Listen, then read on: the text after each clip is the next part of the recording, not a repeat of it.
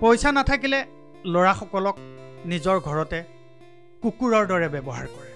পইচা নঘটিলে ল'ৰাবোৰে নিজৰ ঘৰতে আলহী হৈ থাকিব লাগে।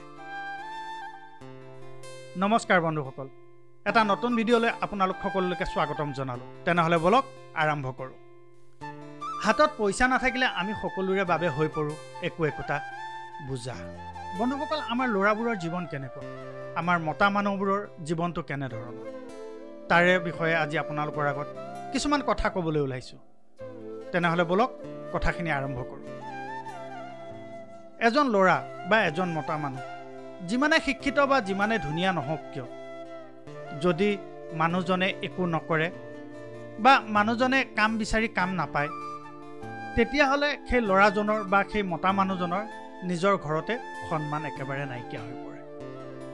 আপুনি যদি টকা ঘটিছে, আপুনি যদি কিবা এটা কাম কৰি আনি পইচা দিব পাৰিছে, তেনেহ'লে আপুনি দেখা পাব আপোনাৰ ঘৰখনৰ লগতে আপোনাৰ অঞ্চলটোত আপোনাৰ সন্মান বহু বেছি হৈ গৈছে। যদি আপুনি একো নকৰে, আপোনাৰ ঘৰখনত আপোনাক একেবাৰে সন্মান নিদিয়ে। যদি আপুনি কাৰোবাৰ আগত কিবা এটা ক'বলৈও যায়, আপোনাৰ কথাত একেবাৰে পাত্তা নিদিয়ে। আমাৰ ল'ৰা বা মতা মানুহবোৰৰ জীৱনটো বহুত জটিলতাৰে ভৰা।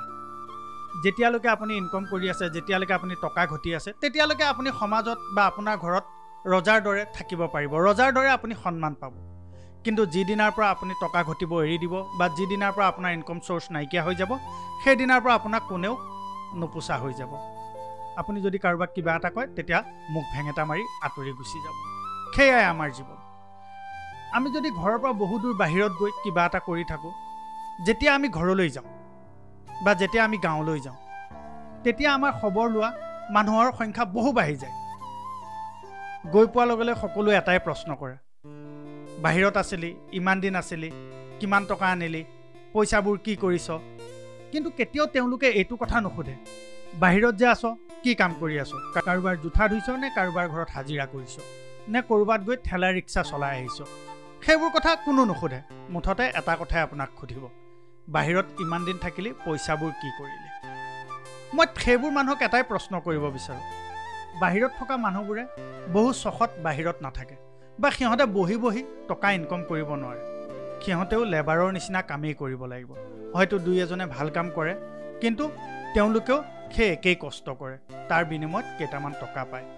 আৰু বাহিৰত থকা মানুহৰো এটা খৰচ আছে, এটা ৰুম ভাড়া লৈ থাকিব লাগিব, খাব লাগিব, পিন্ধিব লাগিব। এইবিলাকত বহু পইচা যায়, যিটো আমাৰ মানুহবোৰে হয়তো কেতিয়াও কল্পনা নকৰে। মুঠতে তেওঁলোকে এটাই জানে, বাহিৰত আছে যেতিয়া মানুহজনে পইচা ঘটিয়ে আছে বা মানুহজনৰ হাতত বহু টকা আছে। কিন্তু কেতিয়াও নাভাবে বা কেতিয়াও নুসুধে যে বাহিৰত যে ইমান দিন আছিলি, বেমাৰ আজাৰ হ'ল নেকি, বেমাৰ হৈ ক'ৰবাত আছিলি নেকি, কেতিয়াও নুসুধে। আপোনাৰ ওচৰলৈ সুধিবলৈ নাহেও। কিন্তু আপুনি বাহিৰৰ পৰা যোৱাৰ লগে লগে আপোনাৰ ওচৰলৈ আহি এটাই ক'ব, ইমান দিন বাহিৰত আছিলি, ব'ল কিবা এটা খোৱাবি।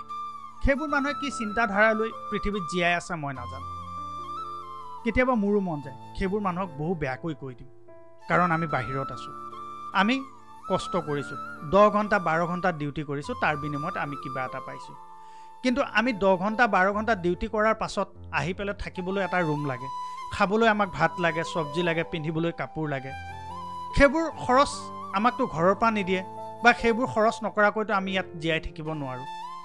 সেইবোৰ মানুহে সেইবোৰ কথা বুজি পোৱাটো উচিত, কাৰণ বাহিৰত থকা ল'ৰাবোৰ বা বাহিৰত থকা মানুহবোৰে বহু কষ্ট কৰি কেইটামান পইচা ইনকম কৰে, যিকেইটা পইচাই সিহঁতেও চলিব লাগে, নিজৰ ঘৰখনতো দিব লাগে আৰু নিজৰ ভৱিষ্যতলৈও কেইটামান সাঁচিব লাগে। বন্ধুসকল, আপোনালোকেও যদি কোনোবা বাহিৰত আছে, আপোনালোকে ঘৰলৈ বা গাঁৱলৈ গ'লে আপোনালোকে তেনেকুৱা প্ৰশ্নৰ সন্মুখীন হয় নে নহয় মোক কমেণ্ট যোগে জনাব। যদি কথাখিনি ভাল পালে তেনেহ'লে লাইক, কমেণ্ট আৰু শ্বেয়াৰ কৰিব। যিসকলে মোৰ চেনেলটোলৈ নতুনকৈ আহিছে, সেইসকলে মোৰ চেনেলটো ছাবস্ক্ৰাইব কৰি দিব আৰু বেল আইকনটো দবাই দিব, যাতে মোৰ সকলো ভিডিঅ' আগতীয়াকৈ পাই থাকে। বন্ধুসকল, প্ৰতি সপ্তাহে এটা নতুন ভিডিঅ' লৈ আপোনালোকৰ মাজত অহাৰ প্ৰতিশ্ৰুতিৰে আজিলৈ আহিছোঁ।